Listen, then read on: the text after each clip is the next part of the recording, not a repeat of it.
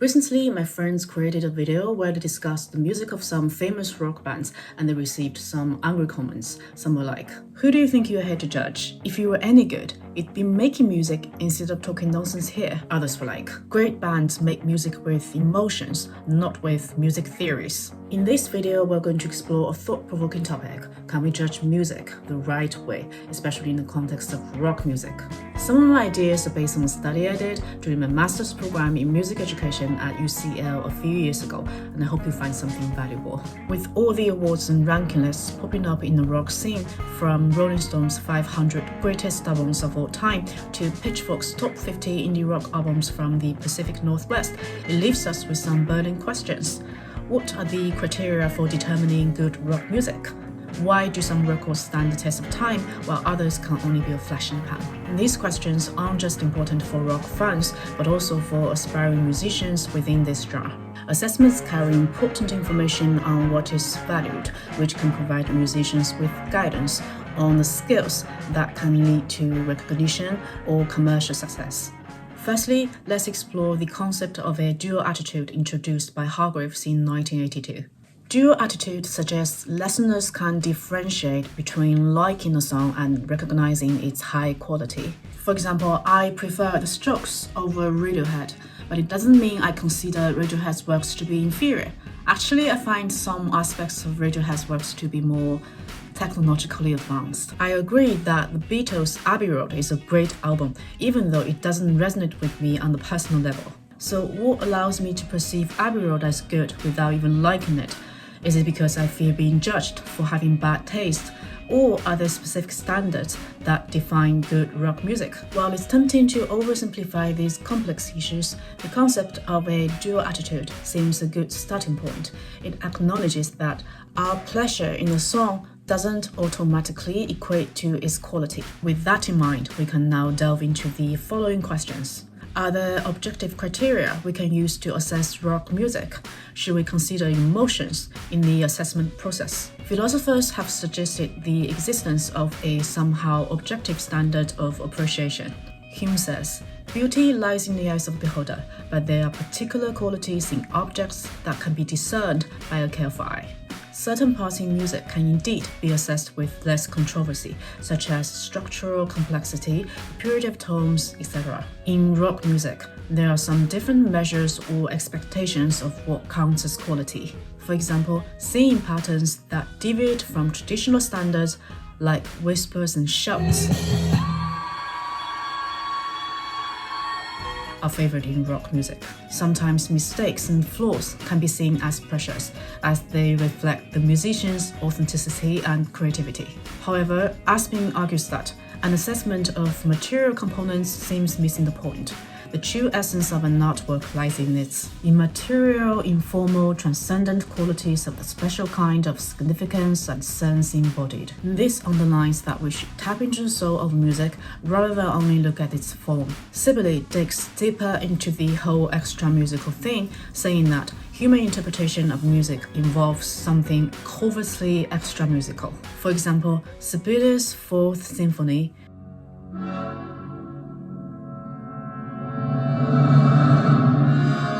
is described as brooding, dark, spare, and bleak. In a figurative way, listeners who have no formal training in musical analysis may well convince us of their genuine grasp of a musical work.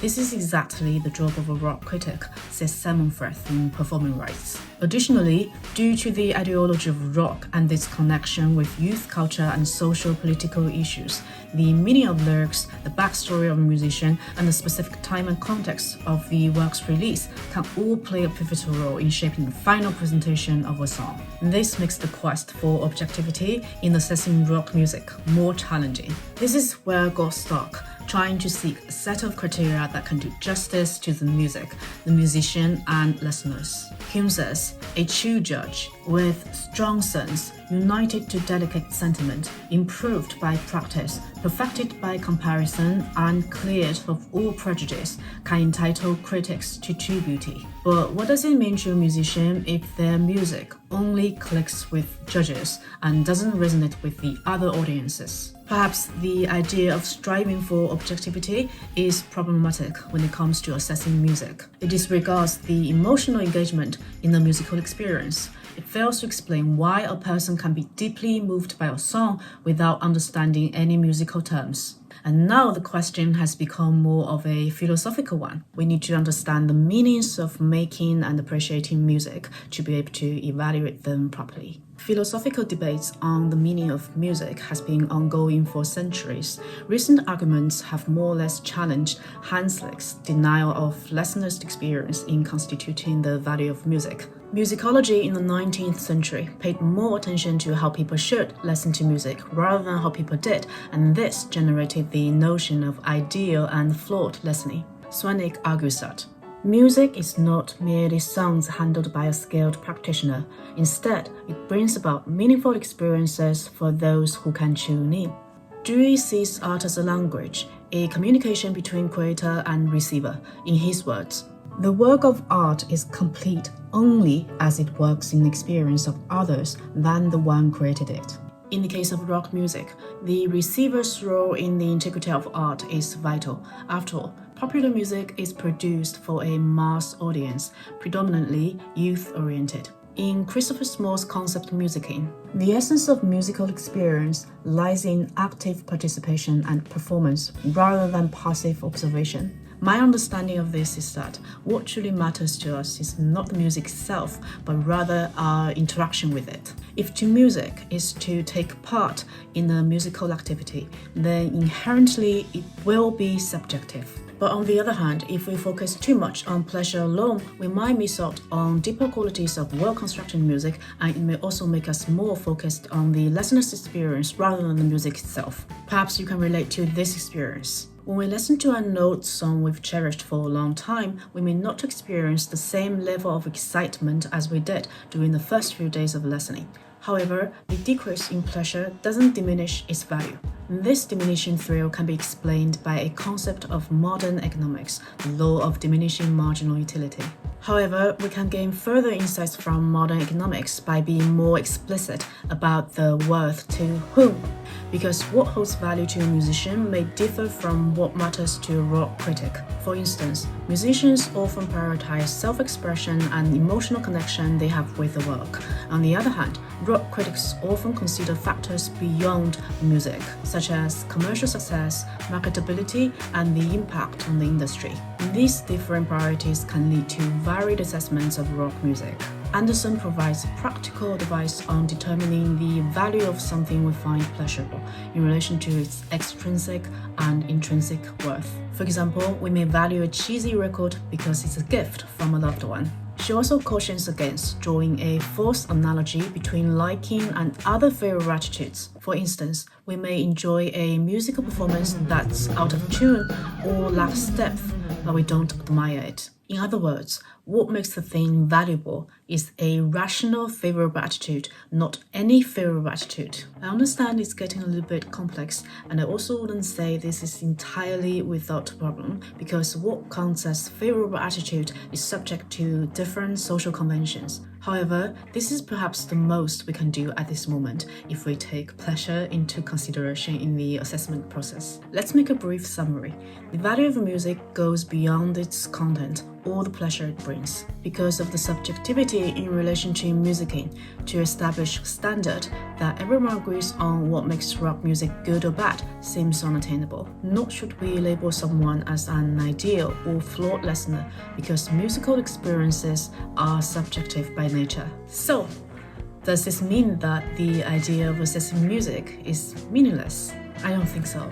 Although musical judgments are personal, they can be shared and negotiated. As Finney notes, intersubjectivity can lead to meaningful disagreements and consensus, and the key is to find a reasonable common ground to support judgments. The reasonable ground, I believe, could be the collective intention to support the potentially good. So in my opinion, an ideal assessment shouldn't only provide information about what we believe is good or bad, but should be intertwined with the creative and appreciative activities fostering progress. It's similar to formative assessment in an educational setting where feedback and dialogue are used to support growth and development. So, listeners, including music critics, can articulate emotional involvement in more depth, and this can help musicians and other listeners to gain deeper understanding of music's affective contents. Peer musicians can exchange more detailed feedback in a rehearsal or backstage setting,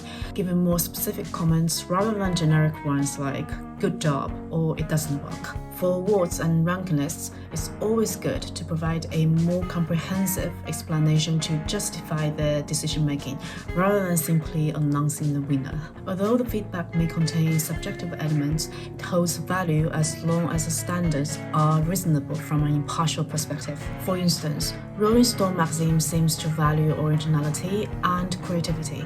They often use innovative, revolutionary, unprecedented to describe the songs and artists at the top of the lists. It's also crucial in music education to support all students in becoming informed critics. In China, I often hear many of my musician friends complaining about the lack of musical literacy among the mass audience. I agree with them. Music education in regular schools in my country has always been marginalized, and this can hinder the popularity of many talented musicians.